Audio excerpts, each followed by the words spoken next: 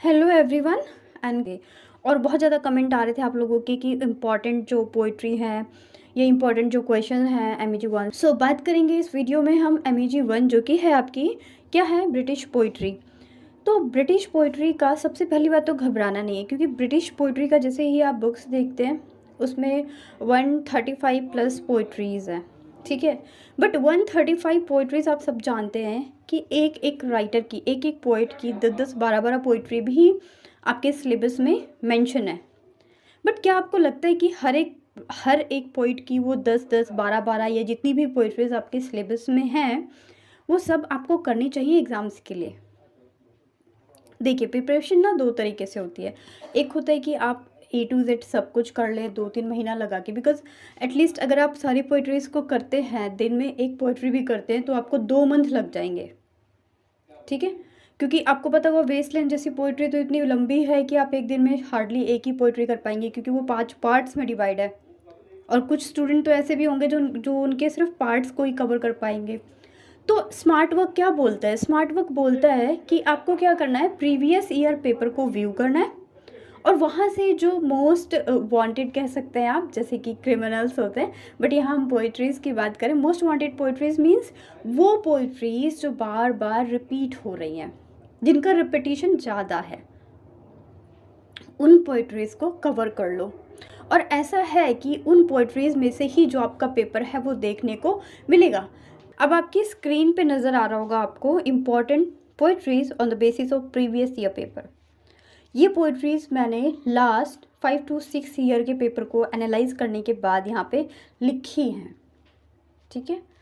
सो आपका जो चौसर का प्रोलोग है वहाँ से आ जाती है ननप्रीज टेल, बहुत इंपॉर्टेंट है, प्रोथैल्मियम और एपिथैल्मियम।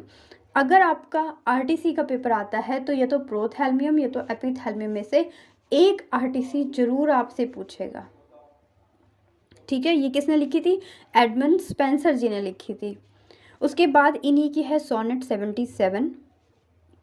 ये स्पेलिंग ठीक कर लीजिएगा, ये गुड मोरो है। आपको याद होगा जॉन डन की पोइट्री गुड मोरो, ठीक है, 6 नंबर पे। उसके बाद ट्विकनेम गार्डन, ये भी पूछी जाती है। टू हिज कोई मिस्ट्रेस, ये बहुत ज़्यादा रिपीट होती है। द गार्डन, पुली, पुली भी रिपीट होती है, रिपीटिशन में इसको देखा गया है। On the morning of Christ nativity, मैकफ्लेक्नो।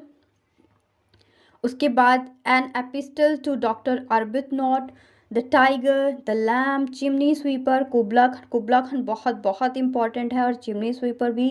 The triumph of my life और गॉबलिन मार्केट। अभी ख़त्म नहीं हुई हैं, आगे की पोइट्रीज भी आपकी स्क्रीन पे हैं, जैसे कि आप देखेंगे Blessed Damozel, Porphyria's lover, no second Troy. No second Troy आपकी नेट पॉइंट ऑफ व्यू से भी बहुत इंपॉर्टेंट है।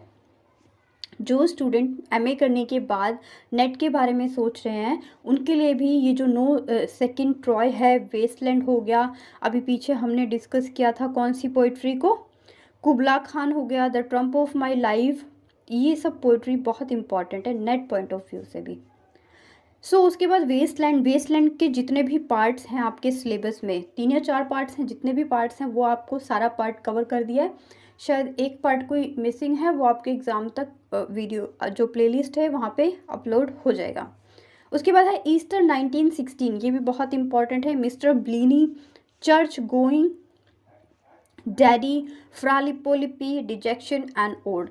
ये 30 पोइट्रीज़ मैंने कितने पोइट्रीज़ में से सेलेक्ट किया है?